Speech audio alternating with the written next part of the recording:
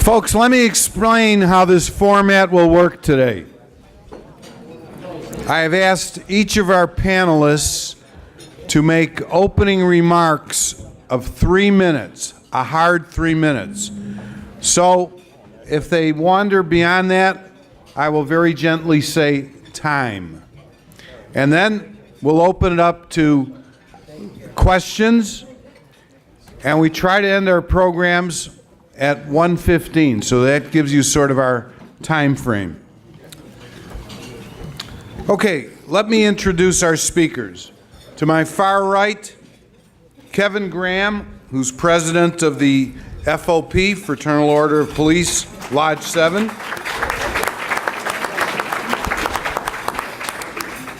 President Graham began his career in law enforcement in the last century, working as a suburban police officer. He came through the Chicago Police Training Academy, and he joined the police department here in 1995. Started out as a patrolman in the 23rd and 19th districts up on the north side. Got very much involved in issues that are of concern to working police officers.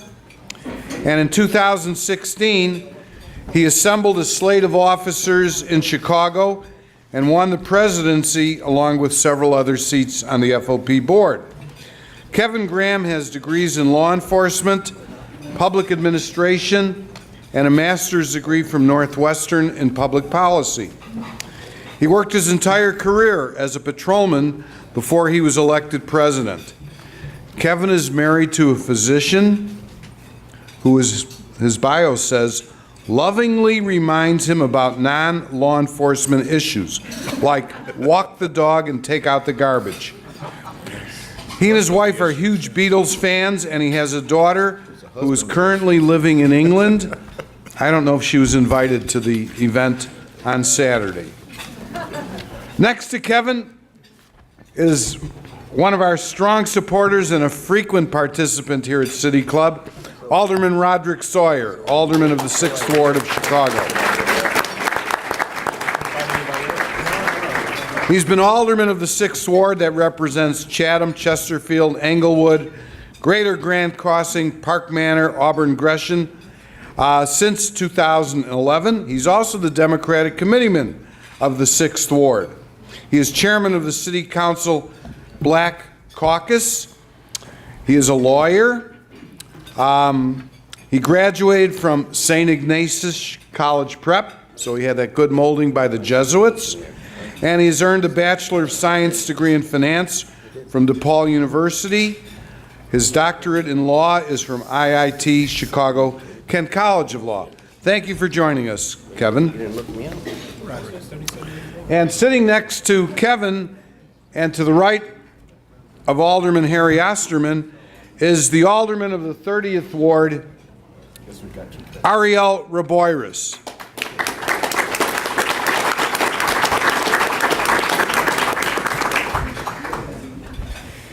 He's actually a native of New York City. We don't hold that against you, Ariel. I'll tell you that. He attended the University of Illinois at Chicago, majored in education, and he was a co-captain for the UIC Flames baseball team. He may even have played on the same team as Curtis Granderson, we're not sure. Ariel began his tenure in public life as a teacher at the high school that I went to, but it was called Tooley High School. Now it's Roberto Clemente High School.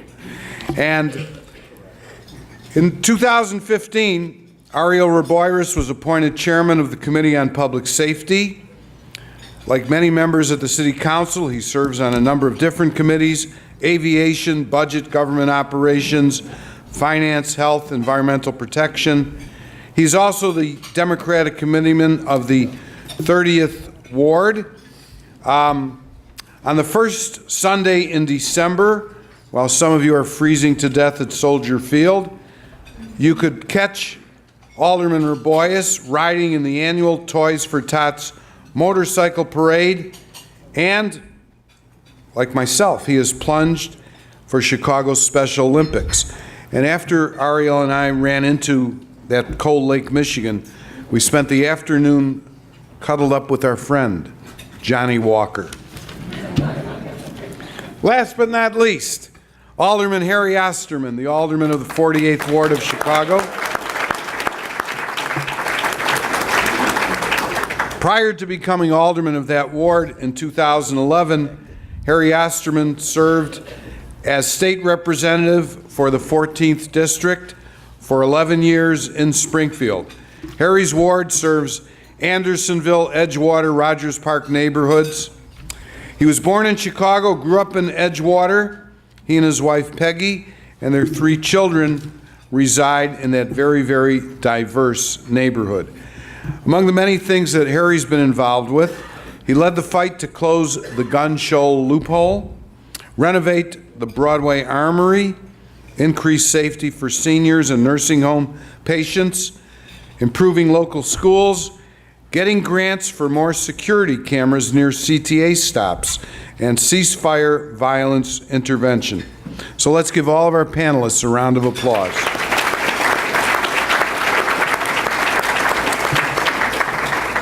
And Kevin Graham, I asked you to be the leadoff batter, so okay. If you would, 3 minutes. Thank you. First of all, I want to thank all the hardworking policemen who are out there keeping our businesses safe, the people safe in the city of Chicago and their homes. They do an outstanding job. I can't tell you how proud I am to be the president of the Fraternal Order of Police. Today's discussion is about oversight on the police department, civilian oversight. I am not opposed, nor is the FOP opposed, to oversight in any agency. We think it's good. Civilian oversight is a problem, though. You need professionals to be looking into it, to knowing what they're looking for and how they're going to address problems and look at policies.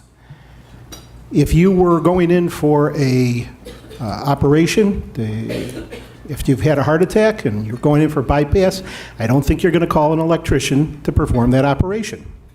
You want somebody who is qualified, who has knowledge, who has studied the field, and can give you a good diagnosis as to what's going on, hopefully a good outcome. Last Saturday, I attended a meeting in Gage Park where several people voiced their concerns about the police. There was a lot of anger there. And one of the things that I took out of that is that there needs to be better communication from what the police do to how it's transmitted to the public.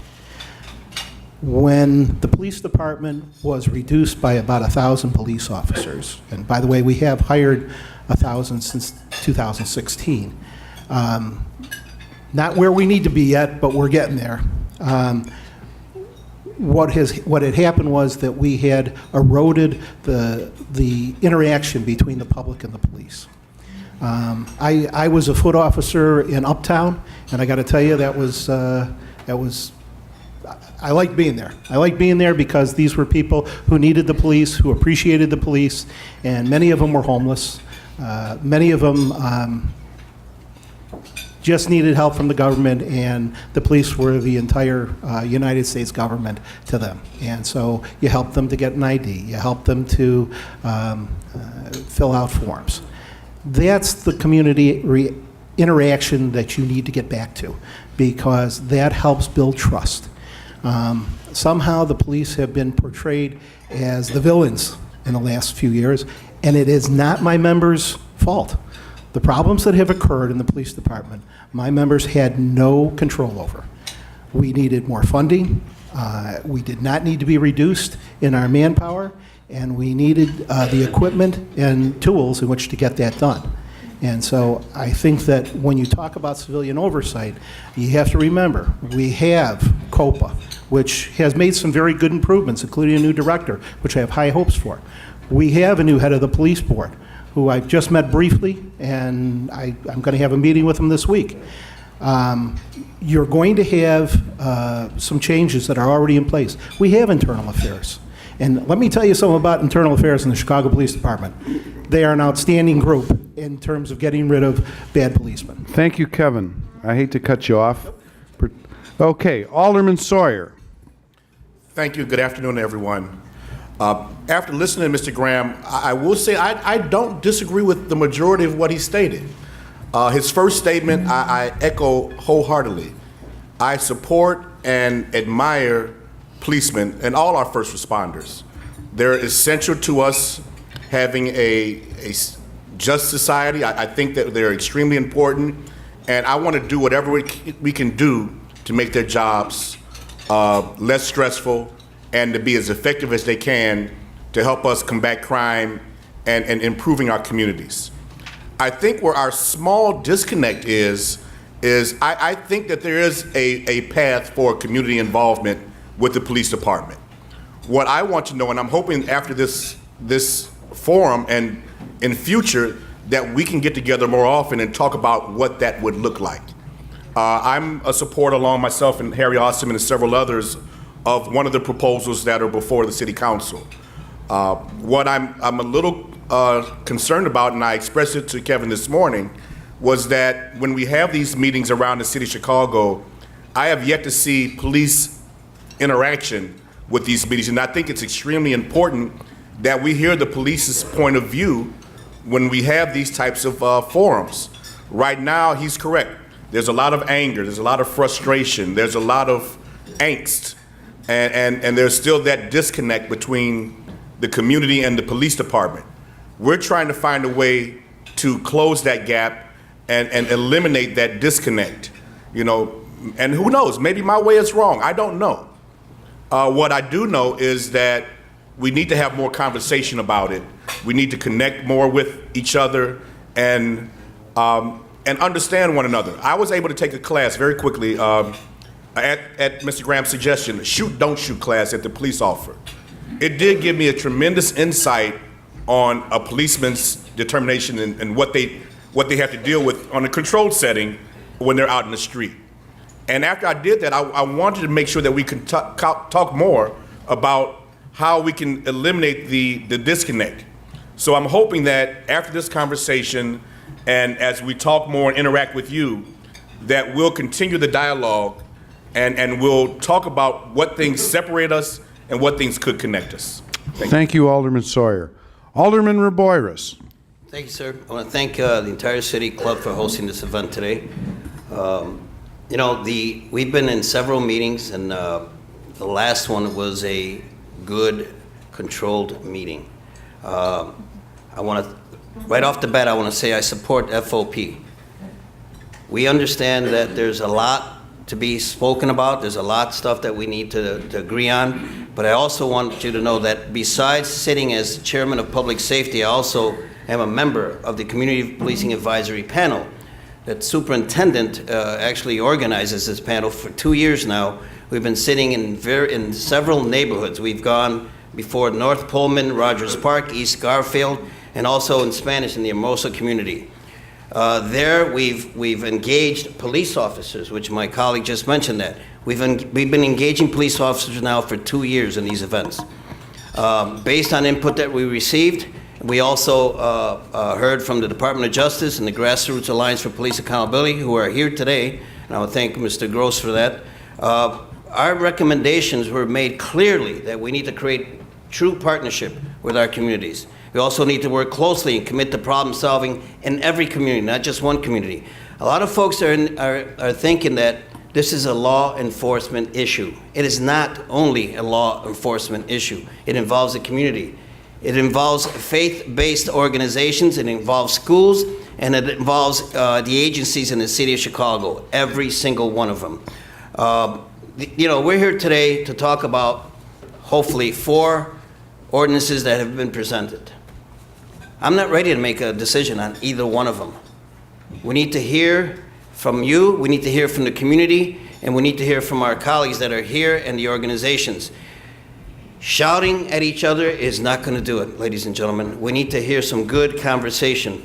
I support all the ideas that have been forward. I commend everyone that's been doing this, but we need to hear the real, the substance of why we're here today.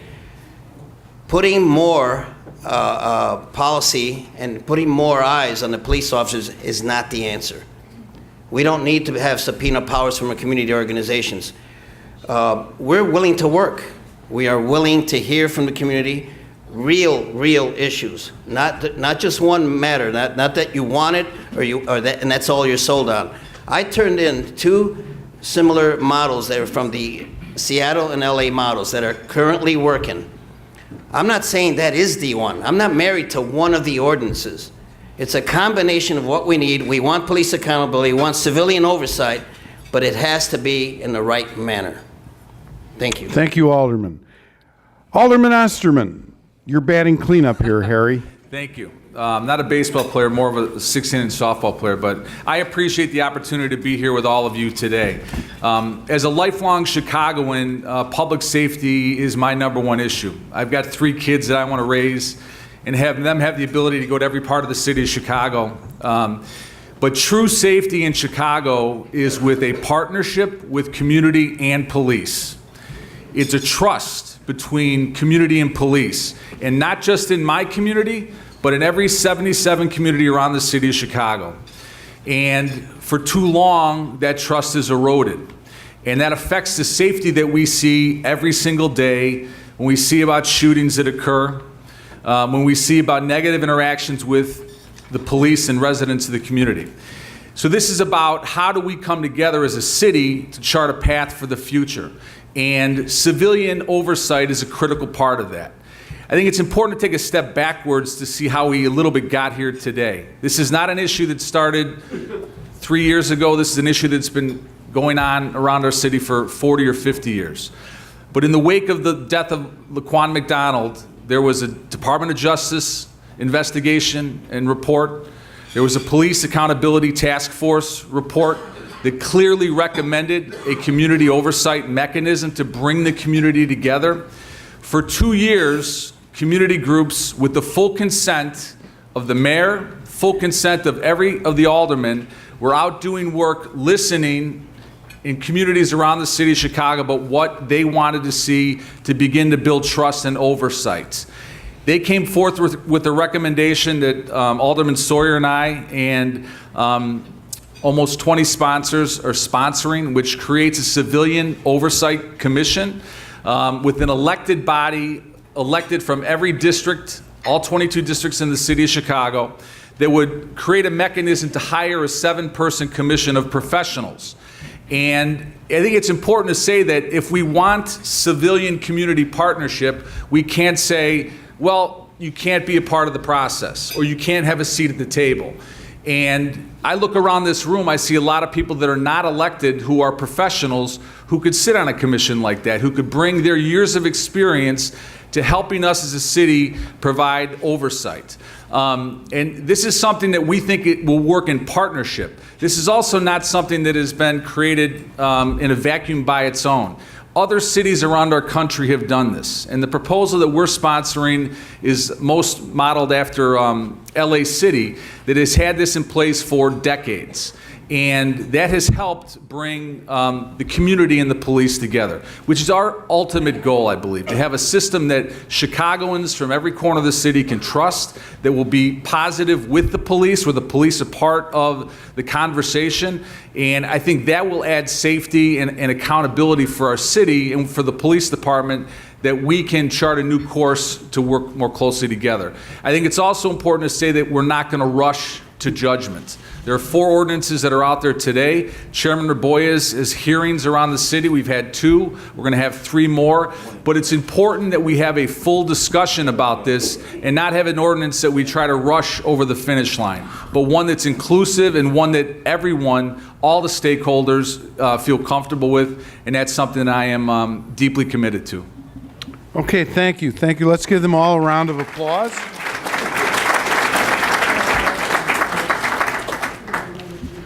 Okay, if anybody has any questions, just hold them up.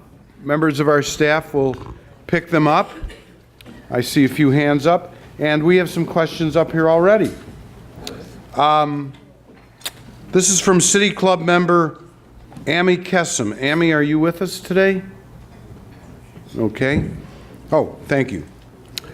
And any one of you can volunteer to take on this question. How do you think that the actions of politicians like the Cook County State's Attorney, who have virtually no experience in a criminal courtroom, letting criminals off the hook time and time again, not holding them accountable for their criminal behavior, affects the morale of not only the rank and file of the CPD, but also what kind of message does that send to law-abiding citizens of Chicago? Alderman Reboyras. Let me start that out by saying, I, as the chairman of public safety, have had some conversation with her staff. What I'm hoping to do is bring her in and to speak and maybe have some briefings with our colleagues in city council so that we can ask the appropriate questions and to see what makes the decision what is she basing her decisions on folks that are being released at an early stage. And you know, the fact is that we see folks going in and coming right out and creating the same crimes over and over again. I think there needs to be some discussion with our colleagues in terms of briefings so we can better understand what they are doing right now. Thank you. Rod? Very quickly, I'll state that it's not my knowledge that State's Attorney Fox is letting violent criminals loose. It's my understanding there were more nonviolent, maybe drug offenses, things of that nature. But again, I would support hearing about more what goes on with the State's Attorney's Office, just generally, because what I do believe is that we don't want violent offenders out on our streets before their time. Kevin Graham? Briefly, I think it's important that people are held accountable, whether they're police officers or they're criminals. We need to make sure that people understand that there is a price to pay for breaking the law, and we do need to hold these criminals accountable. And what's happening is there's a very low bond, if any bond amount, and so when they get in there, they're basically told, okay, well, it's just a revolving door. This is a hockey game. You set your time in the penalty box, and now it's time to go. That's not the message we need to be sending out there. Harry, do you have any comment on that? Yeah, just that I think there is a frustration that's felt not just by police but by communities when people that are arrested are put back out on the street the next day to commit another crime. But I think it's important, if you look at Mrs. Fox's election, there's a lot of anger out there. There's a lot of frustration out there that I think led to her being elected. And I think that it's important that we listen to communities about how we can bridge that gap between the police and communities. I think that's a significant thing. Chairman Reboyras talked about the CAPS program. The CAPS program over the last decade is not, it's a shell of what it once was. And I think it's important that young people especially can get to know the police in positive interactions, and I think that's a significant thing that we have to do. But I think Chairman Reboyras is bringing Ms. Fox to talk to us, I think would be a significant thing. Okay, thank you. This question is from Madeline Hamlin. Madeline, where are you? Okay, back there. We're very even-handed here. Madeline's not a member of the City Club, but I hope you're going to join. $50. By the way, it's tax deductible. Okay. Here's her question. She's with BPI. I think that's business for the professional interest. The City of Chicago has spent close to $18 million on police misconduct cases since 2004. How does CPD plan to remedy this in the absence of civilian oversight? Kevin? Actually, I'm very glad you asked that question. One of the city council meetings not too long ago, we did show up. We urged the city council not to pay off on one of the lawsuits because the people were guilty. They did not deserve, I believe it was $40 million, and we urged them not to. We had clear evidence that they did commit this. One of the problems which you're going to see is when people go back and try and retry cases, that witnesses are gone, people have died, now you're trying to recreate a case that took place 20 years ago. And to pay people off for these, the city should be fighting these. Certainly my members want that, and certainly we will assist the city in trying to bring those cases forward. We have even talked at FOP about investigating some of these cases if we know they're coming up, to give the aldermen the evidence that they shouldn't be paying these off and that the law department should be fighting these. Okay, Alderman Reboyras. Thank you, Kevin. Thank you, President Graham. One of the things that offsets paying more each time is that years have gone by where police officers have been in the force for 10, 15, 20 years, and there's no training. The superintendent has made it clear that one of his priorities right now is to get more training involved. The use of force has now changed, and it's being trained as a use of force, new methods in the use of force. A lot of these allegations, a lot of these lawsuits will go down, but it also needs continuous education. Cameras, police officers are wearing cameras today. So while everybody is taping the police officer when he or she's on the scene, the officer has to do that. That alone is going to change the way of the lawsuits. But the training has a lot to do with it. More training, continuous training. Also, the crisis intervention training takes an effect. The officers will need to know when there's a problem with that person when they get to the scene. It's also helpful to make sure that the call taker is trained and understands when there is a crisis intervention problem, and they need to let the officers know. At that point, all the officers that are currently being trained will at least understand what they're up against as soon as they get to the scene. Okay. Thank you very much. This question is from City Club member Lori Green. Lori, where are you? Lori Glenn. I'm sorry, Lori. Okay. It's really directed at Alderman Osterman and Alderman Reboyras. You both stated today that you support the LA model. So where do they agree and differ? What parts of the LA model could translate to Chicago? Why not the model entirely, as it has been successful in LA? Certainly a city comparable in size and challenges. So who would like to? I can start Alderman? out. The objective here is that there are two ordinances that were introduced a while back. One 2 years ago, that was the CPAC ordinance, and the GAPO ordinance came shortly thereafter. I personally introduced two models, one Seattle version, one LA County model, because I think there needs to be some differences also. I don't know that we can have police accountability done by a group of untrained civilians. They need to be trained. They need to understand the law. Having a model like the LA County model, you're there as a support group. You're there to tell the community, to tell the police officer and the superintendent, we want to talk about this. And if they submit some reference information regarding an arrest, an abuse case, it has to go back to the superintendent. The superintendent has 30 days to come back in writing, so we can go forward. But you have to understand that a complete takeover, at this point, you're adding more layers to the police department. I don't know that's going to work at this point in time. Thank you. Thank you, Harry.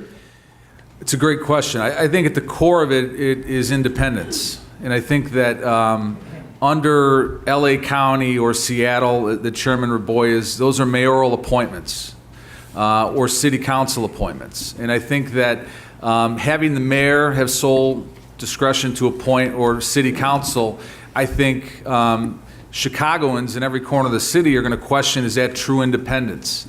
And trying to strike a balance where the mayor, as he should, the city council, as we should, have a role in oversight, I think is critical. But also, the key thing is we need to have civilians involved. We need to have the community buy-in. And if we just say that the mayor and the city council are going to appoint, I think outside of these walls around the city of Chicago, there's not going to be community buy-in for that. And I think that's the core difference So I think that's where we see the difference, and I think hopefully through a lot of conversation and listening, we'll be able to come up with what that balance might be. Thank you, Alderman Osterman. President Graham? Yeah, I understand the community involvement. I think what's being overlooked here is that in every district in the city, we already have a district advisory board who volunteer their time at no cost to the taxpayers. That's important because they are already in place. They're already providing a service because they care about their community. And to put in another layer of oversight, I just don't believe you're spending tax dollars wisely. The aldermen are there, they're elected every 4 years, they're responsible to their constituents, and we have a place, we have something in place. What we do is need to improve on what we already have. Okay. This question is from Eugene Gaitis. This was submitted to us via the internet. His question is, in the past, both police and fire service were considered blue-collar professions that were gateways to the middle class. Would police oversight be easier and more effective if we moved from requiring 2 years of college to 4 years of college? A question, obviously, of education, training, experience. I see that Kevin Graham is ready to jump in. I have no problem jumping into that question. One of our contract proposals we are seriously considering is to have a 4-year degree. That's already been talked about. I believe it adds to the police department. I don't believe you need to you don't need to drop requirements. You need to raise those requirements. And I believe you need to find the very best people you have in your communities to represent you as police officers. So I think that the higher that you ask police officers to have a high level of education and you have a clear goal in mind as to what they want to do and provide to the city, I think that's important. Thank you. Alderman Sawyer, looks like you'd like to chime in.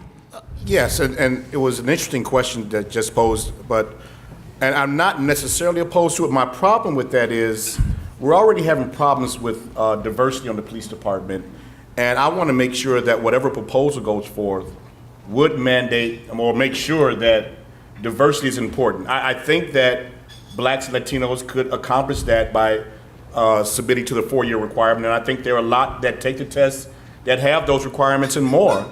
But I get calls personally from people that have these requirements and more and continues to get rejected from being police officers because of things like the psych eval. You know, and I think that's extremely subjective.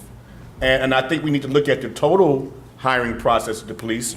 I'm not necessarily opposed to that proposal, but I think we need to look at a more well-rounded officer as opposed to just the degree requirement. Alderman Reboyras? I agree, but I don't think that we should change the education structure because we want our kids, our future police officers to have 2 years of college, 60 hours. That's what we need. I think the problem is these kids are in shape. The problem, I think, it comes when either a background check or the psych test. And I think the psych test is the tough problem, tough hurdle for them. Some of these kids are obviously they're nervous. We want to see more brown and African Americans in the police department, without a doubt. It always makes an important gesture when you come to your neighborhood and you can relate to that person because maybe, just maybe, you know a little bit about us. But the important thing is that the superintendent has now made it a mandate that they need to learn about cultural differences in the community, and that's important. Thank you. Alderman Osterman, any thoughts on this issue? It's,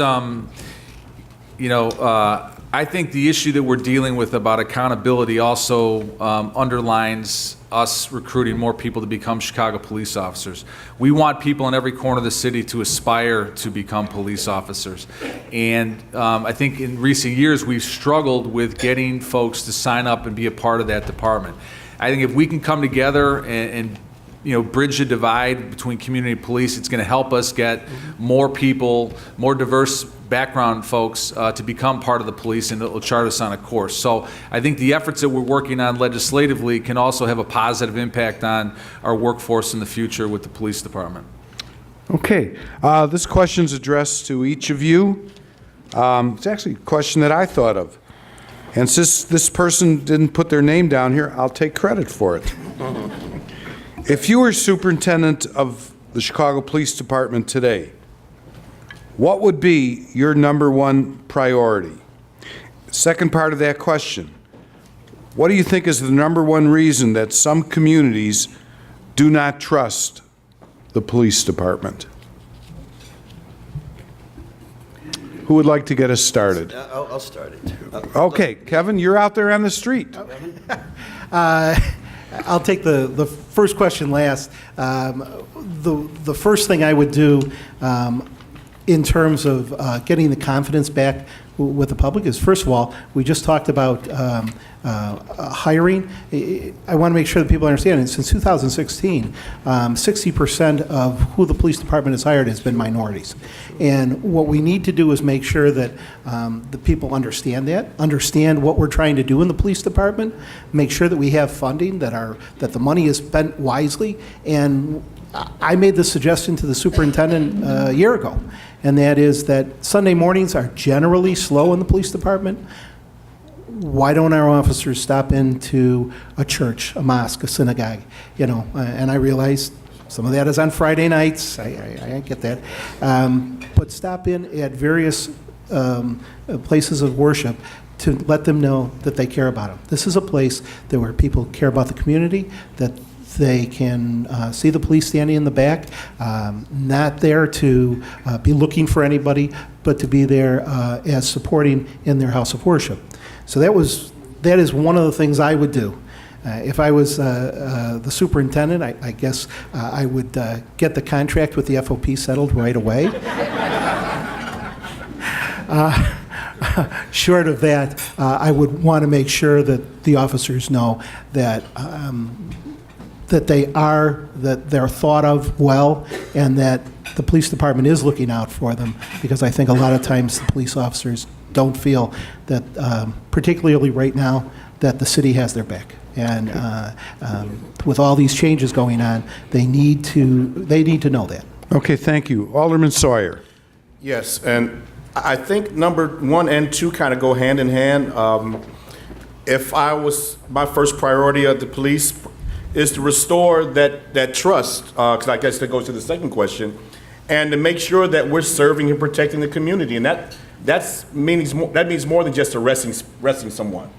I mean, when I grew up, we had officer friendlies. We had, I was not afraid of the police like that.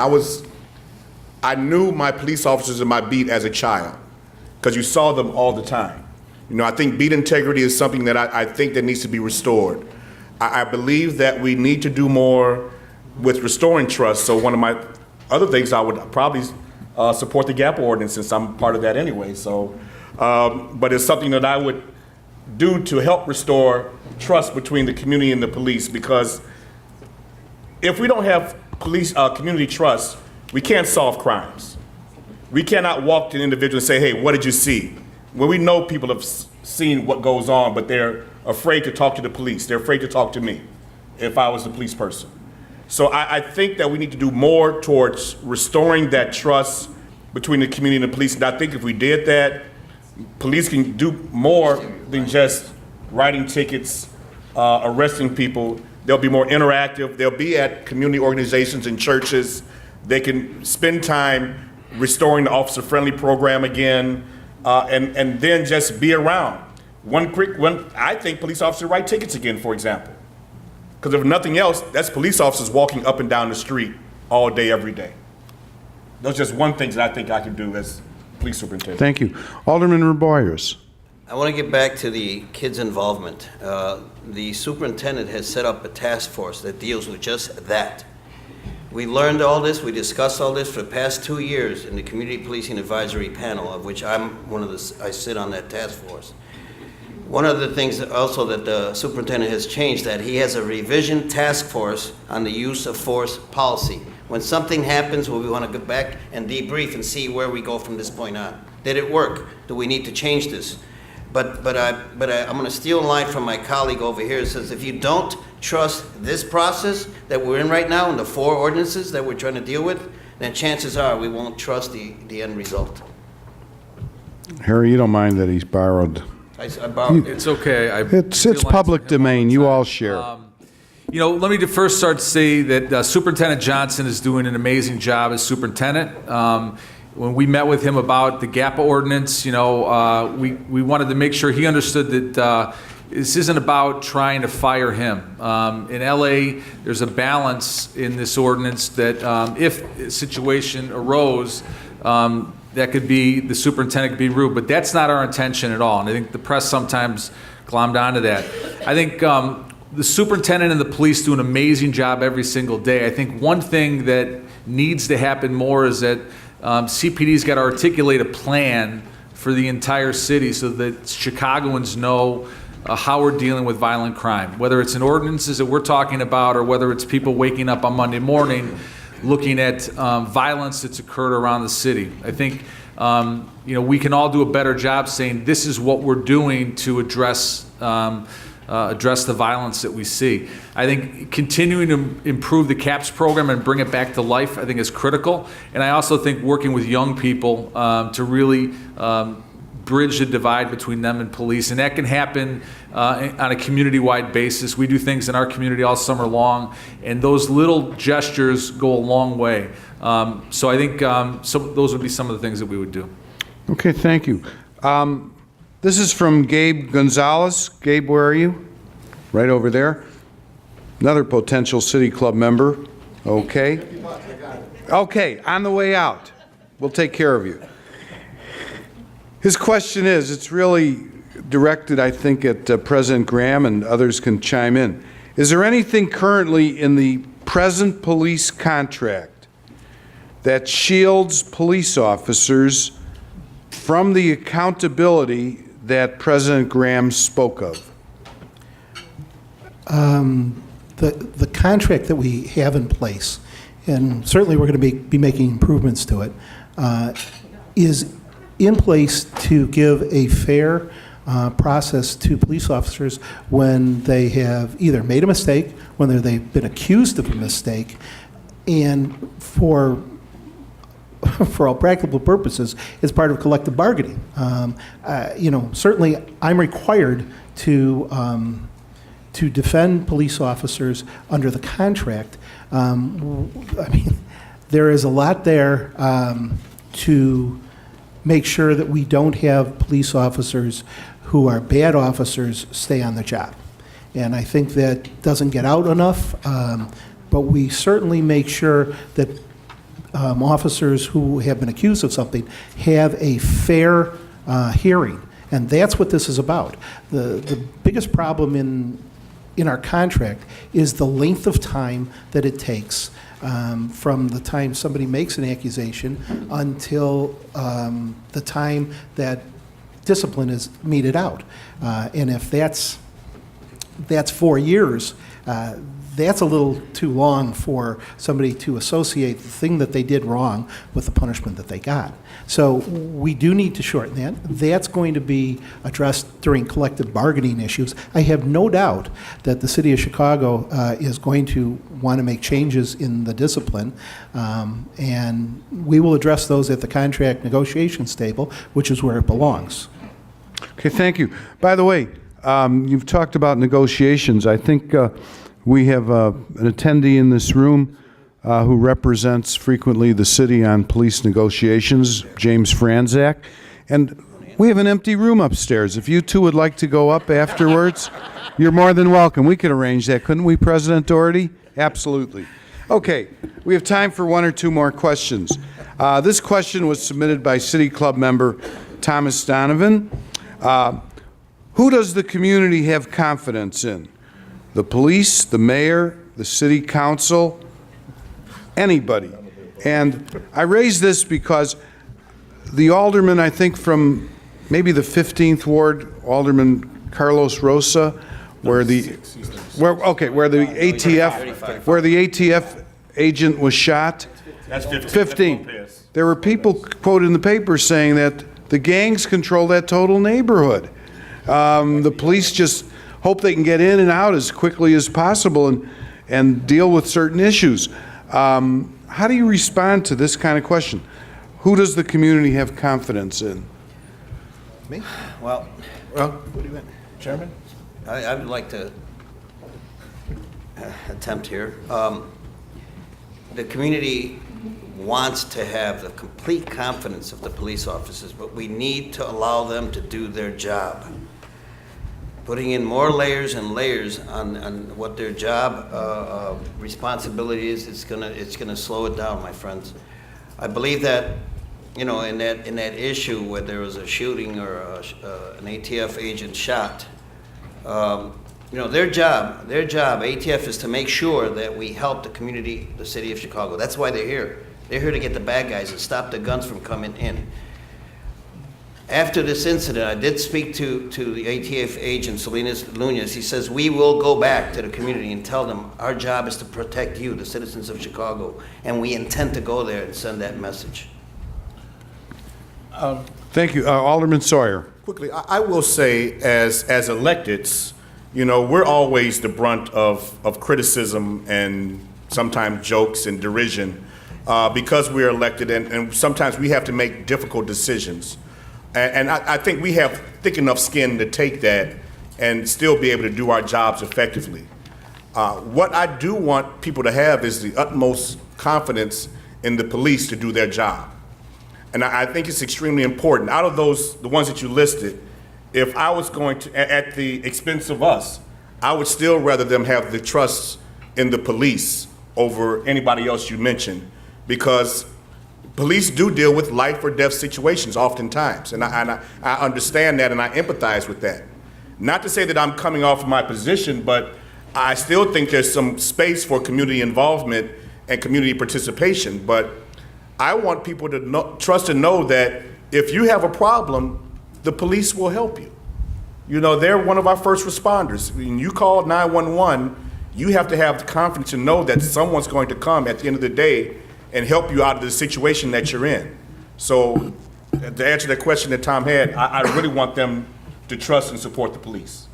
And Harry Osterman, Alderman Osterman. I want to kind of come back to what I started with, and that is that 2 years ago, April 16th, the Task Force on Police Accountability came out with a report with recommendations. And for 2 years, organizations from the GAPA group have worked throughout the city to come up with the ordinance that we're putting before the city council to create civilian oversight. It's critical that Chicagoans are watching what the city council does on this issue. This is not an issue that's going to go away. It's an issue that absolutely has to be dealt with, and it's an issue that can hopefully begin to build trust amongst all parties, the council, police, the mayor, and make our city safer. So I think it's going to be inherent on all 50 aldermen and the mayor to really come together in the months to come to ultimately come up with a proposal that we can get support on and it can begin to build trust. Okay, let's give every one of our panelists a nice round of applause. Thank you very much.